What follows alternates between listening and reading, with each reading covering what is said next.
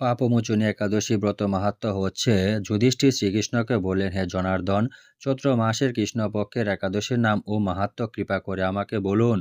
শ্রীকৃষ্ণ বললেন, হে ধর্মরাজ যুধিষ্ঠির, আপনি ধর্ম বিষয়ক প্রশ্ন করেছেন। এ একাদশী সকল সুখের আধার, সিদ্ধি প্রদানকারী ও পরম মঙ্গলময়, সমস্ত পাপ থেকে নিস্তার বা মোচন করে বলে এই পবিত্র একাদশী তিথি পাপমোচনী নামে প্রসিদ্ধ।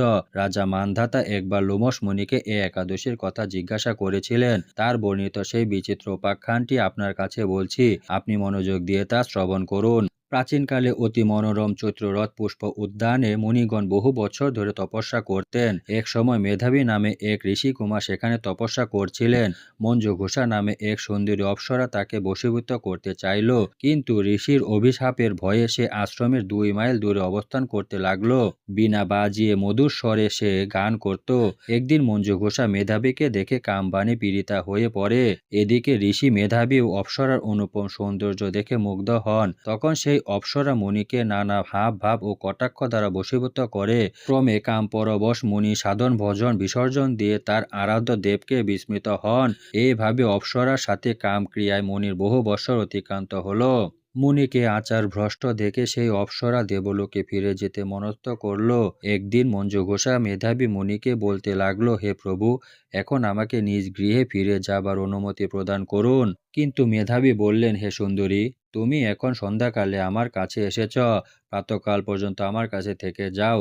মুনির কথা শুনে অভিশাপ ভয়ে সেই অপ্সরা আরো কয়েক বছর তার সাথে বাস করল। এইভাবে বহু বৎসর, প্রায় 55 বছর 9 মাস 7 দিন অতিবাহিত হলো। দীর্ঘকাল অপ্সরা সহবাসে থাকলেও মেধাবীর কাছে তা অর্ধরাত্রি বলে মনে হলো। মঞ্জুঘোষা পুনরায় নিজ স্থানে গমনের প্রার্থনা জানালে মুনি বললেন, এখন প্রাতঃকাল, যতক্ষণ পর্যন্ত আমি সন্ধ্যা বন্দনা না সমাপ্ত করি ততক্ষণ পর্যন্ত তুমি এখানে থাকো। মুনির কথা শুনে ঈষৎ হেসে মঞ্জুঘোষা তাকে বলল, হে মুনিবর, আমার সহবাসে আপনার যে কত বৎসর অতিবাহিত হয়েছে তা একবার বিচার করুন। এই কথা শুনে মুনি স্থির হয়ে চিন্তা করে দেখলেন যে তার 56 বছর অতিবাহিত হয়ে গেছে। মুনি তখন মঞ্জুঘোষের প্রতি ক্রোধ বরবশ হয়ে বললেন, রে পাপিষ্ঠে, দুরাচারিণী, তপস্যার ক্ষয়কারিণী, তোমাকে ধিক, তুমি পিশাচী হও। মেধাবী সাপে অপ্সরা শরীর বিরূপ প্রাপ্ত হলো।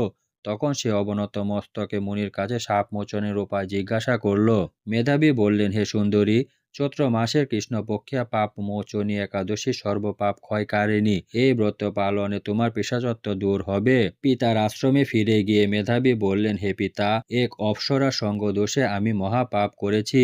এর প্রায়শ্চিত্ত কি, তা কৃপা করে আমায় বলুন। উত্তরে চাবণ্যমণি বললেন, চৈত্র মাসের কৃষ্ণপক্ষিয়া পাপ মোচনী একাদশী ব্রতের প্রভাবে তোমার পাপ দূর হবে। পিতার উপদেশ শুনে মেধাবী সেই ব্রত ভক্তি ভরে পালন করল। তার সমস্ত পাপ দূর হলো। পুনরায় তিনি তপস্যার ফল লাভ করলেন। মঞ্জুঘোষাও ওই ব্রত পালনের ফলে পিশাচত্ব থেকে মুক্ত হয়ে দিব্য দেহে স্বর্গে গমন করল। হে মহারাজ, যারা এই পাপ মোচনী একাদশী পালন করে তাদের পূর্বকৃত সমস্ত পাপই ক্ষয় হয়। এই ব্রত কথা পাঠ ও শ্রবণে সহস্র গোদানের ফল লাভ হয়। হরে কৃষ্ণ।